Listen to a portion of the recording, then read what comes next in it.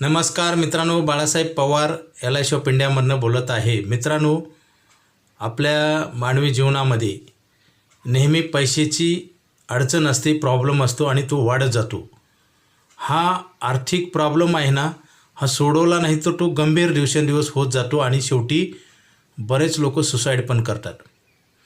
मित्रांनो, कुठलेही प्रॉब्लेम जे निर्माण होतात ना, त्याच्या अगोदर आपल्याकडं प्लॅनिंग करायला पाहिजे, परंतु बरेच व्यक्ती करत नाहीत.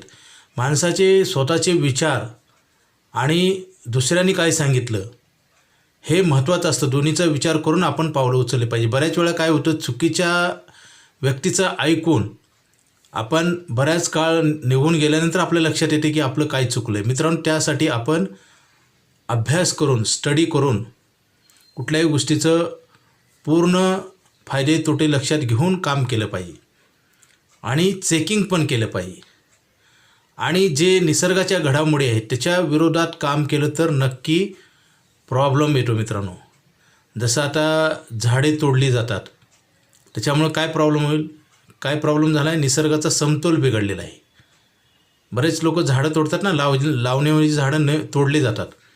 म्हणजे कुठल्याही निसर्गाच्या गोष्टीच्या विरोधात जर आपण काम केलं तर आपल्याला त्याचे परिणाम मोजावे लागतात. जसं नद्या आहेत, आता नद्याला बघा, नद्याचं पात्र अरुंद केलं जातं, दोन्हीकडनं भराव टाकला जातो, तर पावसाळ्यात काय होतं, पूर येतो आणि गावाचे गाव वाहून जातात. मित्रांनो, काही गोष्टी ज्या आहेत नॅचरल, त्याला जैसे ते ठेवून आपण काम केलं पाहिजे. जसं आता माणसाचं जीवन हे नॅचरल आहे, कुठल्या फॅक्टरीतला माणूस नाही. माणूस जन्माला येतो आणि एक दिवस संपतो.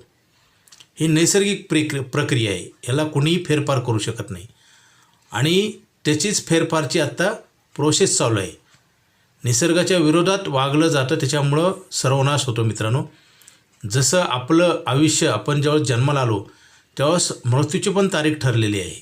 फक्त माहिती नाही कुठली तारीख आहे, कुठली वेळ आहे, कुठं आपल्याला मरायचे हे माहिती नाही, परंतु नक्की रोज संपत चालले आहे आयुष्य आणि त्यासोबत आपले प्रश्न संपत जात नाहीत, वाढत जातात. जसं महागाई वाढते, आपल्या जी इच्छा आकांक्षा असतात, जबाबदाऱ्या त्या वाढतात. जसं लग्न होतं, मुलंबाळं होतात, त्यांचं शिक्षण, आपल्या दैनंदिन गरजा आणि अचानक येणारे संकटं, ह्या गोष्टीसाठी जर तरतूद नाही केली तर आपलं नुकसान होतं आणि दुसऱ्याचा फायदा होतो. जसं बँका काय करतात, बँकाच्या विरोधात मी बोलत नाही, बँका काय करतात, ठेवी घेतात आणि कर्ज देतात. आपण ठेवी ठेवत नाही आणि कर्ज मागायला जातो. म्हणजे आपण सगळे चुकीचे उलटे कामं करतो आणि प्रश्न छोटासा असतो मित्रांनो, परंतु त्याच वेळेस जर सोडवला नाही तर तो कधीही सुटत नाही. कुठलाही प्रश्न असू द्या, आर्थिक असू द्या, शारीरिक असू द्या, कुठलेही असू द्या, ज्या त्या वेळेला जर दुरुस्ती नाही केली तर परत दुरुस्ती करता येत नाही आणि तो प्रश्न गंभीर होतो आणि त्याच्यासाठी जीवसुद्धा दिला जातो. जसं आपलं उत्पन्न आहे आणि आपला खर्च, ह्याचं ताळमेळच बरेच लोकांना लागत नाही, कारण आपणच करतो आणि आपलाच हिशोब आपल्याकडे राहत नाही किंवा आपण त्याच्याकडे दुर्लक्ष करतो. जसं उत्पन्न येईल तसं खर्च ऑटोमॅटिक वाढतो, त्याला वाढवायची गरज नाही, परंतु त्यासाठी आपण बचत न केल्यामुळं आणि बचत चुकीच्या ठिकाणी केल्यामुळे आपल्याला खूप गंभीर परिणाम मोजावे लागतात आणि पिढ्यानपिढ्या हे मोजतायत लोक आज. मित्रांनो, आज मार्केटमध्ये पहा काय परिस्थिती आहे. पूर्वी 30-40 वर्षापूर्वीचा, 50 वर्षापूर्वीचा काळ पहा ना, आजचा काळ पहा आणि पुढे येणारा काळ पहा. तुम्ही थोडं कल्पना करा मित्रांनो, आपल्याला गंभीरता लक्षात येईल आपण प्रत्येक माणूस काय चुका करतोय. मित्रांनो, 30-40-50 वर्षापूर्वी सहज नोकऱ्या मिळायच्या, मिलिटरीत म्हणा, गव्हर्नमेंटमध्ये म्हणा, सहज इझी नोकऱ्या मिळायच्या. कारण तिचं सांगतो, लोकसंख्या कमी असल्यामुळे सगळ्या क्षेत्रामध्ये संधी होती आणि आता लोकसंख्या भरमसाठ वाढल्यामुळे सगळ्या क्षेत्रामध्ये स्पर्धा झालेली आहे आणि स्पर्धेनं काय होतं, जीवसुद्धा जाऊ शकतो. जसं नोकऱ्या कमी आहेत आणि लोक जास्त आहेत आणि पगार कमी मिळतो, ह्याच्यामध्ये काय होतं, भांडवलदार जी लोक आहेत ना त्यांचा फायदा जास्त होतो पब्लिक वाढल्यामुळे. म्हणजे त्यांना कमी पैशामध्ये माणसं राबवायला मिळतात. जसं टाटा, बिर्ला, बजाजमध्ये आता बघा, टेम्परीला 10,000 रुपये पगार आहे, परमनंटला 1,00,000 रुपये पगार आहे. कुठलंही चित्र पहा मित्रांनो, तुम्ही जरी आज तुम्ही साधारण माणसं असाल, उद्या तुम्ही उद्योगपती जरी झाला तर तुम्ही पण हेच पॉलिसी करणार. कारण तुम्हाला जर समजा 10,000 माणूस मिळत असेल, तुम्ही 1,00,000 रुपये पगार देणारच नाही. हे अगदी नॅचरल आहे मित्रांनो. तर हे जी वातावरण तयार झाले ना, ह्याला कारण आपणच आहोत. आपण म्हणजे अख्खा समाज, इंडिव्हिज्युअल व्यक्ती नाही मित्रांनो. आणि पूर्वीच्या काळामध्ये लोकसंख्या भरमसाठ वाढल्यामुळे आता हे प्रश्न निर्माण झालेत. घराची समस्या आहे. रेड झोनमध्ये घरं बांधली जातात, ग्रीन झोनमध्ये घरं बांधली जातात. जसं चिखलीला आता घरं पाडले ना, ते पूररेषेमध्ये निळी रेषा ब्ल्यू लाईन, रेड झोन भोसरीचा. मला सांगा हे असं का होतं? त्याचं कारण आहे मित्रांनो, पूर्वी माळरान वस्ती होती, तिथं आज बंगल्याच्या बंगले आहेत. हे असं का झालं त्याचं कारण सांगतो. लोकसंख्या वाढलेली, लोकांची डिमांड वाढलेली आहे आणि वाढत्या लोकसंख्येनुसार अन्न, वस्त्र, निवारा ह्या ज्या गरजा आहेत ह्याच्यावर लोडिंग येतं आणि ह्याच्यात भेसळ होती. ह्याच्यात फार चुकीचे पावलं उचलले जातात. जसं रेड झोनमध्ये सुद्धा घर विकत घेतलं जातं आणि घ्यावं लागतं आणि लोक घेतात ब्ल्यू लाईनमध्ये आणि सरकार पुन्हा कारवाई करतं. जसं चिखलीला 36 घरं पाडले. मित्रांनो कसं होतं, हे जी सगळं इनबॅलन्स झालं त्याचं कारण आहे हा समाज आहे मित्रांनो. आणि समाज म्हणजे 1-2 नाही, आपले सगळी लोक. पूर्वीच्या काळात जे काही चुकीच्या गोष्टी केल्या त्याचे परिणाम आज आपण भोगतोय मित्रांनो. जगाचा जर अभ्यास केला तर चीन तर 40-50 वर्षापूर्वी चीन फार गरीब देश होता. फार खाण्याची सुद्धा समस्या होती तिथे मित्रांनो. आज महासत्ता बनण्याच्या मार्गावर आहे. ह्याचं कारण सांगतो तुम्हाला की चीननं जसं वाढती लोकसंख्या त्याच्यावर एक पहिलं कंट्रोल केला आणि दुसऱ्या साईडला त्यांनी उद्योगमध्ये पैसे कमवले, बिझनेस लाईनमध्ये. कारण नोकरी आणि बिझनेस हे वेगळे क्षेत्र आहेत मित्रांनो. नोकरीमध्ये लिमिटेशन असतं, बिझनेसमध्ये अनलिमिटेशन असतं. तुम्ही कितीही विकास करू शकता. जसं आता अदानी, अंबानी आपल्याकडे आहेत ना, टाटा, बिर्ला, बजाज, हे किती डेव्हलप झालेले आहेत. व्यवसायामध्ये तुम्हाला अख्खं जग मोकळं आहे किती प्रगती करायला, आणि तेच चीननं केलेलं आहे. मी चीनची प्रशंसा करत नाही मित्रांनो. आपण कुणाचीच प्रशंसा करत नाही, कुणाला टीका करत नाही मित्रांनो. हे पहिलं लक्षात घ्या. आपला मुद्दा आहे की प्रगती आणि अधोगती आणि दूरगामी कसे परिणाम होतात हे सांगायचे मला. आपण आपल्याला साधी गोष्ट वाटते, परंतु त्याचे कसे इफेक्ट होतात आयुष्यावर हे मला सांगायचे. मित्रांनो लोकसंख्या वाढली. पूर्वी 3-3, 4-4 बायका राहायच्या आणि 1-1 डझन, 2-2 डझन मुलं राहायचे मित्रांनो. त्या काळामध्ये कसं होतं ते चाललं. त्याचं कारण होतं की संपत्ती भरपूर होती, लोक कमी होते. त्या काळात तोच काळ चालून गेला मित्रांनो आणि लोकसंख्या भरमसाठ वाढल्यामुळे त्याचे परिणाम आज आपल्याला प्रत्येकाला भोगावं लागतात. आणि ठीक आहे लोकसंख्या तर वाढली, पण दुसऱ्या साईडला आपल्याकडे ह्या गोष्टी वाढल्या नाहीत, त्याच्यामुळे हा प्रॉब्लेम आहे. जसं एखाद्याचं खर्च वाढला तर काय करायला पाहिजे, उत्पन्न वाढवायला पाहिजे, नाही तर कर्जबाजारी होणार ना. साधी गोष्ट आहे ना. बघा ना, लोक कर्जबाजारी का होतात त्याचं कारण सांगतो मी. तुमचं उत्पन्नापेक्षा जास्त खर्च करायला पैसे नसल्यावर कर्ज काढतो ना. मग तिथूनच सुरुवात होते तुमच्या अधोगतीला मित्रांनो, आणि त्याचं इंटरेस्ट भरावं लागतं. तसंच आहे ही जी वाढीव लोकसंख्या, त्याच्यामुळे आज रेड झोनमध्ये घरं आहेत, ब्ल्यू झोनमध्ये घरं आहेत, अनऑथोराईज घरं आहेत. पूर्वीच्या काळात असं नव्हतं. नोकऱ्याच्या बाबतीत तसंच आहे मित्रांनो. नोकऱ्यात आज तर कॉम्पिटिशन आहे मित्रांनो. आज कमी पगारामध्ये माहिती आहे आपल्याला राबवलं जातं, परंतु पर्याय नाही. आणि जे स्पर्धा कॉम्पिटिशनमध्ये जे टॉपर येतात त्यांचं ठीक आहे मित्रांनो, परंतु थोडेच लोक टॉपर येतात. आज स्पर्धा आहे जीवघेणी. दुकानातसुद्धा तुम्ही जाऊन बघा, एखाद्या दुकानात वस्तू लवकर मिळत नाहीत. कुठल्याही कपड्याच्या असू द्या, भाजीपाला मार्केट असू द्या, किराणा असू द्या, कुठंही जावा तुम्ही, मॉलमध्ये जावा, भयंकर गर्दी. रोडहून चालताना सुद्धा गर्दी आहे मित्रांनो. ठीक आहे लोकसंख्या वाढली, आता त्याला काही करू शकत नाही, परंतु मित्रांनो दुसऱ्या बाबतीला आपण बिझनेसमध्ये प्रोग्रेस केली तर देशाचा विकास होईल. हे झालं देशाच्या बाबतीत मित्रांनो. आता आपल्याला वैयक्तिक पातळीवर काय करायचं ते सांगतो. आपल्याला वैयक्तिक पातळीवर असं करावं लागेल की आपलं प्लॅनिंग करावं लागेल. जसं एखाद्या गावाला जाताना कुठल्या गावाला जायचं हे ठरवून तिकीट काढावं लागेल, तसंच आहे आपल्याला काय करायचं हे प्लॅनिंग केलं पाहिजे. आणि त्याच्यासाठी आपल्याला कुठली साधनं आहेत, आपल्याला कुठल्या माध्यमातून कुठल्या मार्गाने गेल्यावर आपला जास्त फायदा होईल हे अभ्यास केला पाहिजे. जसं आपल्याला ड्युटीला सकाळी 8ला जायचं असेल तर आपण 8:30ला उठल्यानंतर झोपेतनं ड्युटीला वेळेत पोहोचू का? कदापि नाही. तसंच आहे जीवनात जर प्रगती करायची झाली तर पहिलं प्लॅनिंग करावं लागेल. आणि प्लॅनिंग करताना सगळ्या भविष्याचा विचार करावा लागेल. जे अनुभवी लोकांचं आहे त्यांचा पण विचाराचं अंमलात आणावं लागतील आणि आपल्याला काय करायचं हे ठरवून आपण पावलं उचलली पाहिजे आणि ती कंटिन्यू सातत्यानं टिकवली पाहिजे. जसं ससा आणि कासवाची गोष्ट पाहिली ना आपण, स्पीड असून चालत नाही मित्रांनो, सातत्य लागतं, कंटिन्युटी, आणि तीच राहिलेली नाही आज. हे जे मी सांगतो ह्याच्यापेक्षा हुशार लोक आहेत, सगळ्याला कळतं, कळून उपयोग होत नाही मित्रांनो. इम्प्लिमेंट आणि सातत्य ठेवलं पाहिजे. जसं आता पैसे लागणार आहेत हे सगळ्यांना माहिती आहे, परंतु का ठेवले जात नाहीत हा प्रश्न मी विचारतो तुम्हाला. माहिती तर आहे, मग का ठेवले जात नाही? बरं, ठेवले तर जातात तर कुठं? चुकीच्या ठिकाणी, ज्या की तुम्हाला तात्पुरतं सपोर्ट करणाऱ्या योजना आहेत कुठल्याही, किंवा काही योजना फसव्या असतात. माहिती असतं, तज्ज्ञ लोक आहेत, त्यांना पण माहिती आहे. आज मार्केटमध्ये वर्षाला 7% इंटरेस्ट रेट आहे, आणि काही लोक तुम्हाला आठवड्याला 7% देतात. मग हे माहिती नाही कसं? आपण कुठं तर चुकीच्या गोष्टीवर आपण विश्वास ठेवून ती खरी आहे मान्य करून आपण चालत असतो मित्रांनो, आणि मग दूध का दूध आणि पाणी का पाणी होतं.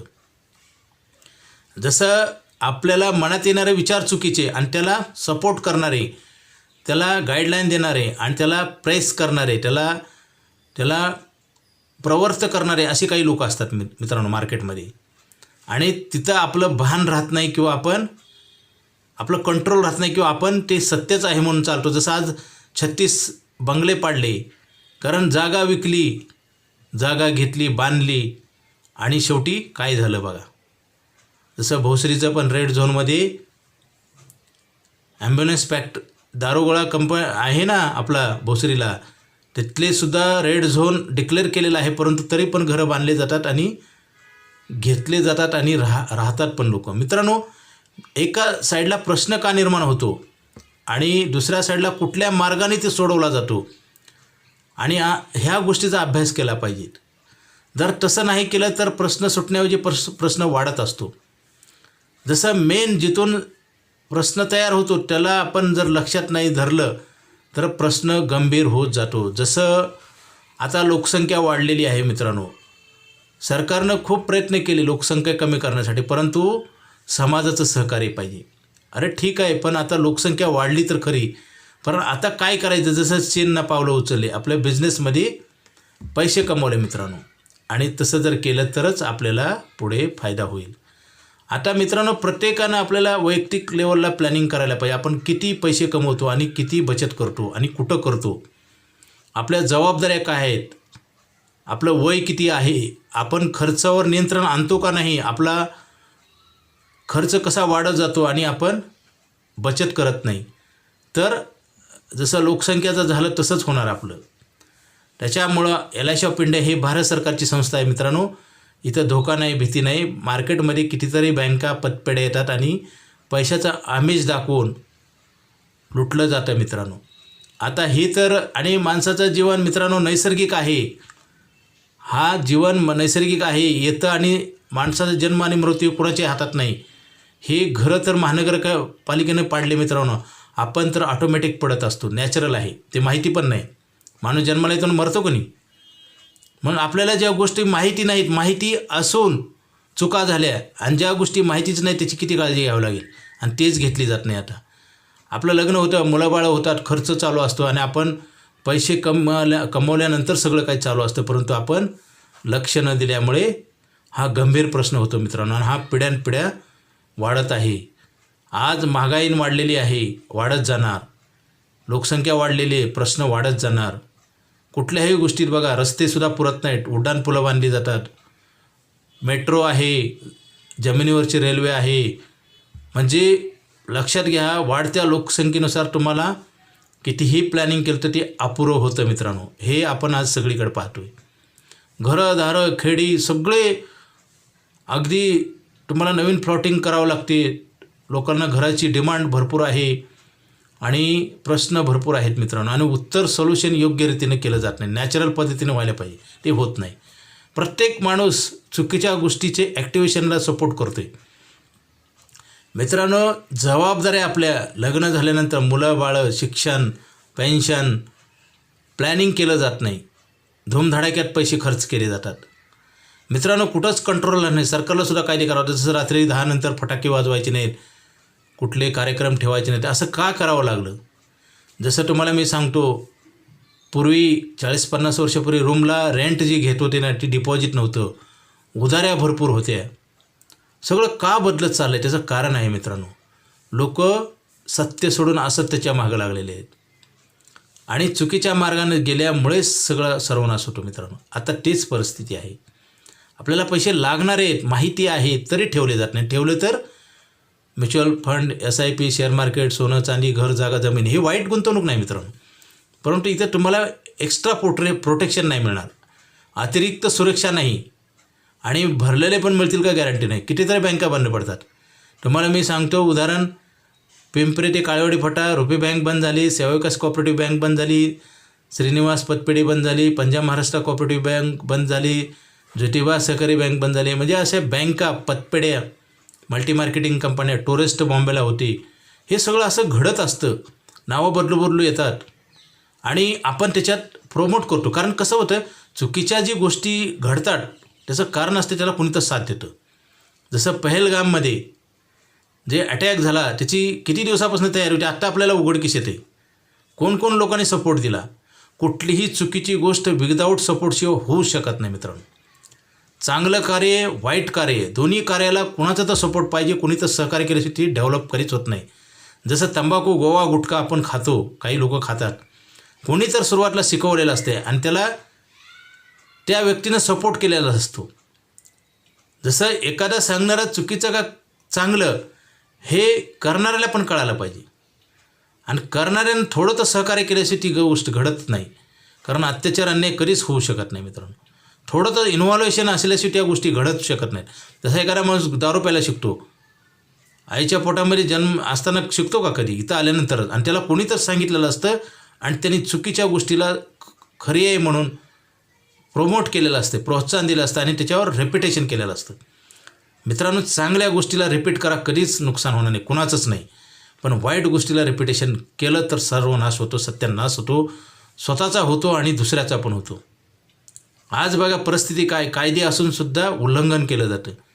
जसं मी नेहमी सांगतो, कॅमेरे आहेत तरी त्याच्यामध्ये सिग्नल तोडलं, पकडलं तरी परत लोक दंड भरून तसंच करतात. गोवा गुटखा खाऊ नये म्हणून कायदे आहेत तरी खाल्लं जातं. मित्रांनो, हे असं का होतं, त्याचं कारण आहे. प्रत्येक जणाने आपण ठरवलं पाहिजे की चांगलं काय आणि वाईट काय. वाईट गोष्टीला कधीच थारा दिला नाही पाहिजे. कुठल्याही चुकीच्या गोष्टीला जर सहकार्य केलं तर ती चुकीची गोष्ट वाढत असते, डेव्हलप होते आणि त्याचे वाईट परिणाम होतात. आज मला सांगा, घरं पाडली, चिखली कुदळवाडला, चांगली गोष्ट आहे का? नुकसान आहे का नाही देशाचं आणि त्या व्यक्तीचं? मग अशा गोष्टी होण्यासाठी लोकांनी सुरुवातच ते सपोर्ट नाही केला पाहिजे.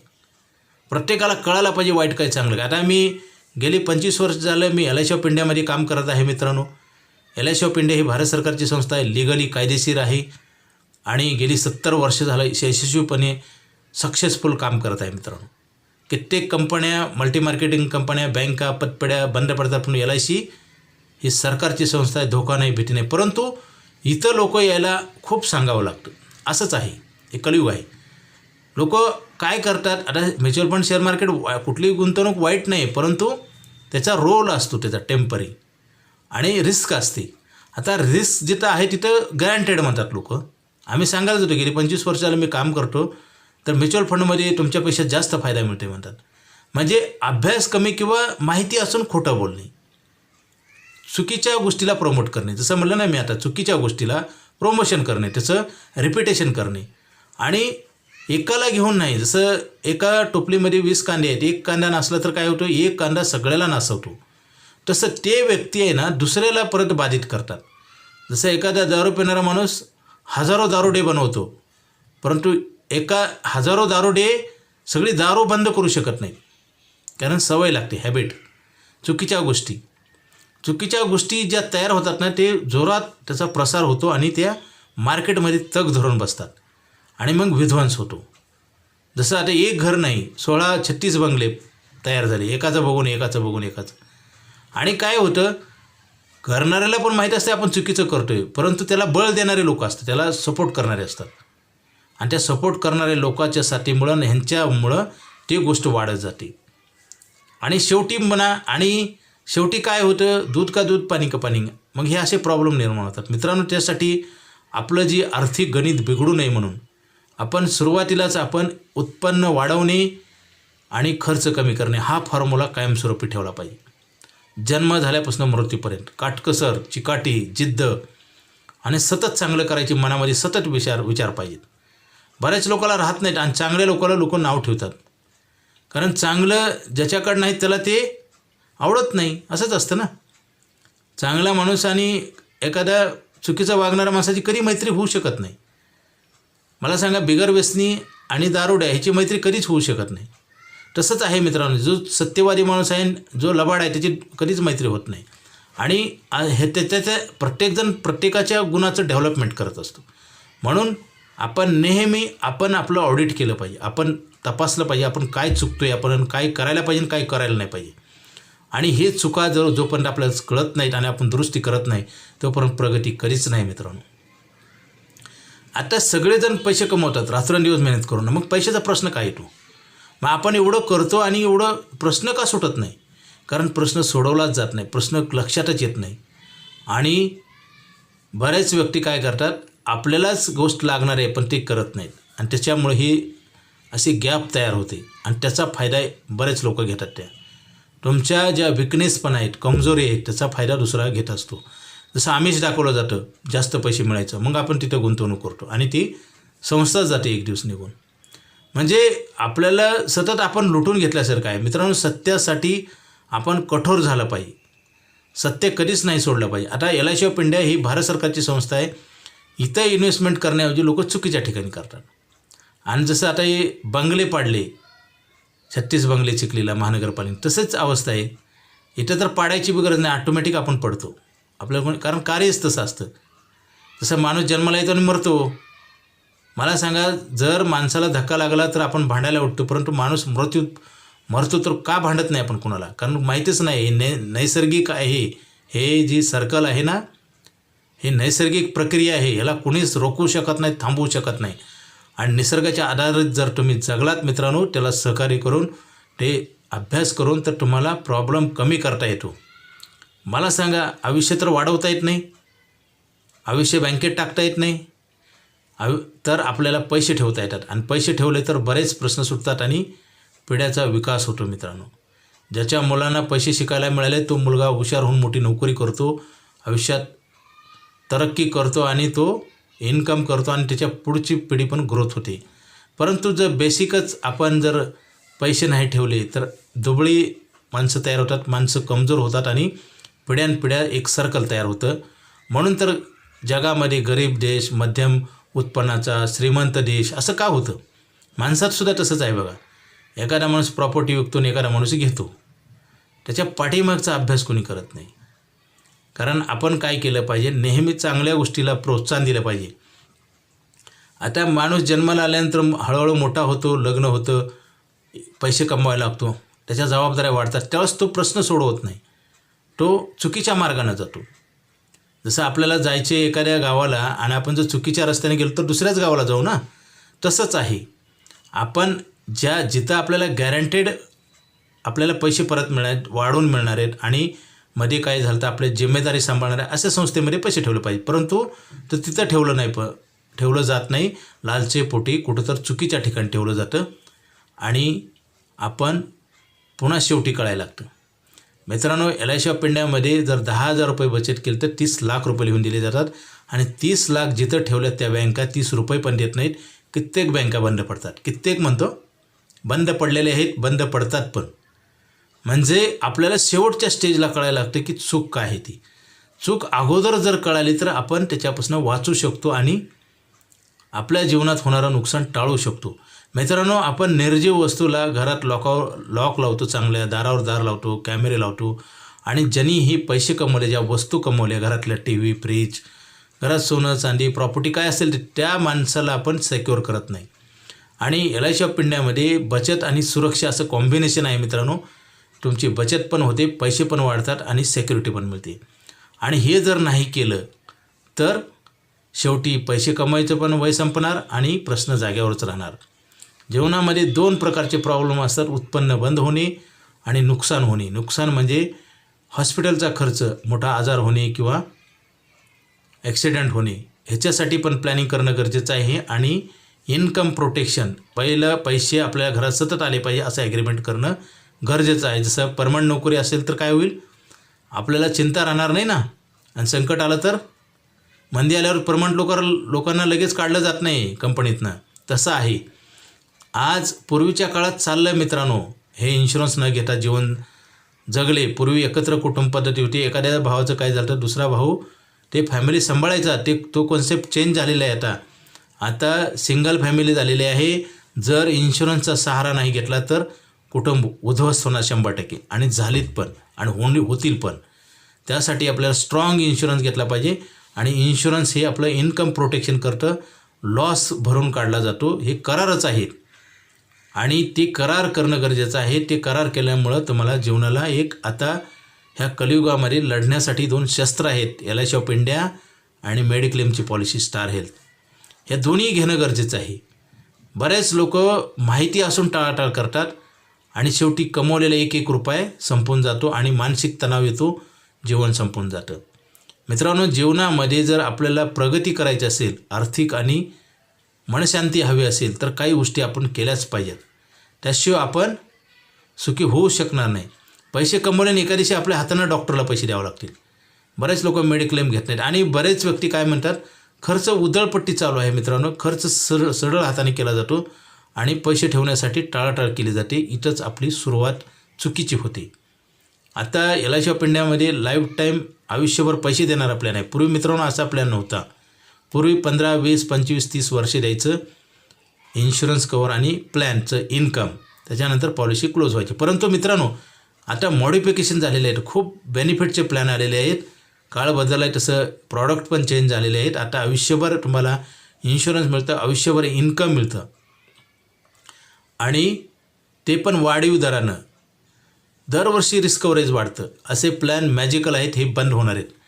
कारण आयुष्यभर गॅरंटी देणं पैशाची कुणालाही परवडणार नाही आणि ते पण 8% इंटरेस्ट रेट आहे. मित्रांनो, बचत खात्यावर, पोस्टात, बँकेत, कुठेही पतपेढ्यात 2 ते 3% वर इंटरेस्ट नाही. आपण 8% देतो. हा प्लॅन घेण्यासाठी लवकर फोन करा. माझा मोबाईल नंबर 9890468671. हा नाही लागला तर दुसरा एक नंबर आहे 9890768562. पवार बाळासाहेब.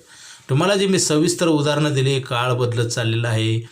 लोकांची घरं का पाडली जातात, काय चुका होतात आणि चुकाला कसं खतपाणी घातलं जातं आणि आपण कसं चुका योग्य आहेत म्हणतो. मित्रांनो, ह्याच्यामुळे काय होतं, सगळ्या वेळ निघून जातो आणि प्रश्न जाग्यावरच राहतो आणि तो गंभीर होत जातो. जसं नेहमी मी सांगत असतो, पावसाळा आल्यानंतर जर धरणाची दारं उघडी ठेवली आणि धरणं जर नाही बांधली तर उन्हाळ्या आणि हिवाळ्यात पाणी प्यायला मिळणार, तशीच अवस्था आहे. आज तुम्ही पैसे कमवायला लागल्यानंतर लगेचच आपण बचत चालू करायला पाहिजे आणि सुरुवातीच्या काळामध्ये जास्त बचत करायला पाहिजे. कारण आपला खर्च कमी असतो. मुलंबाळं लहान असतात किंवा जन्मलेले नसतात, कधीकधी नवीन लग्न झालेलं असतं. त्यावेळेस आपल्याला सेविंग पोर्शन आपला स्पॅन जास्त असतो कारण खर्च कमी असतो त्यामुळं आणि उत्पन्न असल्यामुळे आपण तिथं बचत जास्त केली पाहिजे. पुढे हळूहळू मुलं होतात, मोठी व्हायला लागतात, शिक्षणाचा खर्च चालू होतो आणि मग आपल्याला बचत करायला कळतं परंतु पैसे उरत नाहीत. हे असं 99% लोकांचं घडतं. मित्रांनो, समय आणि समज हे महत्त्वाच्या गोष्टी आहेत. समय वेळ असतानाच तुमच्या लक्षात आलं पाहिजे की काय करावं आणि काय करू नये आणि कोणी तर सांगणारा पाहिजे आणि आपण ऐकलं पाहिजे. सांगणाऱ्याचं जर नाही ऐकलं तर आपल्याला पुन्हा लक्षात येते की आपण काहीतरी चूक केली आहे. चुकीला व्यावहारिक जीवनामध्ये माफी नसते. मित्रांनो, तुम्ही पैसे नाही ठेवले तर पैसे वाढणार नाहीत, खर्च होऊन संपतील. प्रत्येक माणूस काय करतो, पैसे जेवढं उत्पन्न आहे त्याच्यापेक्षा जास्त खर्च करतो. ह्या काळामध्ये असंच घडतं मित्रांनो. 20 वर्षापूर्वी 40 वर्षापूर्वीचा इतिहास पहा आणि आजच्या परिस्थिती पहा आणि आता पुढे काय होईल हे पण पहा. आज लोक उद्याचा पण विचार करत नाहीत आणि त्याच्यामुळे उद्या आपण हारतो आणि काही लोक जिंकतात. मोजकीच लोक जिंकतात. जसं स्पर्धा परीक्षांमध्ये टॉपर येणारे विद्यार्थी कमी असतात आणि फेल होणारे जास्त असतात. जसं रेल्वेमध्ये जनरल डब्यामध्ये गर्दी कशी असते, क्राऊड, आणि AC स्लीपरमध्ये कमी असते का नाही, तसं कॅटेगरी काय झालेले चुकीचे पावलं उचलून लोक त्रासामध्ये आहेत आणि हे पिढ्यानपिढ्या वाढत आहेत. मित्रांनो, दिवसेंदिवस ही गरिबी वाढत आहे. आज बरेच लोक म्हणतात सुधारणा झाले, त्यांना हे अभ्यासच नाही. मित्रांनो, मला सांगा ना, आज पगार किती मिळतो प्रायव्हेटमध्ये, मला सांगा बरं. किराणा दुकान, भाजीपाला असू द्या, कपड्याचे दुकान, किती सॅलरी मिळतो हां? आणि तुम्हाला खर्च किती, तुमचा कोणी विचार करतं का? तुमचा जर तुम्ही विचार करत नाही तर लोक तुमचा काय करतील? आपण आपलं प्लॅनिंगच नीट व्यवस्थित करत नाही. आपला खर्चच इतका असतो की आपल्याला कंट्रोलच होत नाही. कर्ज काढून आपण खर्च करतो आणि एक दिवस पैसे कमवायचे वय पण संपून जाताना आपले, आणि ते आपण हे जे दुष्परिणाम आहेत हे पुढच्या पिढीला आपण पार्सल करतो आहे. म्हणून पिढ्यानपिढ्या लोक गरीब आहेत. मला सांगा, खेड्यापाड्यात बघा, शेतकरी 5-10 लाखासाठी आत्महत्या करतात का नाही? किती शेतकरी आत्महत्या करतात. मग अशी वेळ काय येते? ठीक आहे, आता सरकार काय कुणाचं ऐकू शकत नाही, पण समाजानं बदललं पाहिजे ना. प्रत्येक गोष्टी सरकारला दोषी धरून चालत नाही. जसं सरकारनं आता दारूबंदीचा कायदा, गुटखाबंदी तरी खाल्लं जातं ना. काय असतं, आपली पण काही रिस्पॉन्सिबिलिटी आहे. आपण आपले दुसऱ्याला दोष देण्यापेक्षा आपलं काय चुकतं हे जर दुरुस्त केलं तर दोष द्यायची वेळच येत नाही. आपण सुरुवात जर आपण गलत मार्गाने नाही गेलं, आता मला सांगा, पैसे लागणारे तरी ठेवले जात नाही, आणि ठेवले तर चुकीच्या ठिकाणी. आता मला सांगा, इन्कम गॅरंटी मिळते LIC ऑफ इंडियामध्ये. तुम्ही 10,000 भरले की 10,000 बोनस मिळतो. जसं घराला आपण दारावर दार लावतो सिक्युरिटीसाठी, त्याचे पैसे परत मिळतात का? किंवा घरातल्या वस्तू वाढतात का? इथं आपले पैसे वाढतात ना, सिक्युरिटी पण मिळते, आणि क्वालिटी सिक्युरिटी आहे LIC ऑफ इंडियाची. आपण उद्या जर काय झालं तर एवढं चॅलेंज घेतो मित्रांनो. मग एवढं सगळं माहिती असून काय केलं जात नाही? खर्च धुमधडाक्यात केला जातो. खर्चावर भानच राहत नाही, नियंत्रण राहत नाही, आणि त्याच्यामुळंच आपल्याला प्रॉब्लेम येतो मित्रांनो. तसं आता आयुष्यभर पैसे मिळणारा प्लॅन आहे. लवकरात लवकर घ्या, उशीर करू नका. आपण जर चांगल्या गोष्टी करायला उशीर केला तर पुन्हा चान्स मिळणार नाही.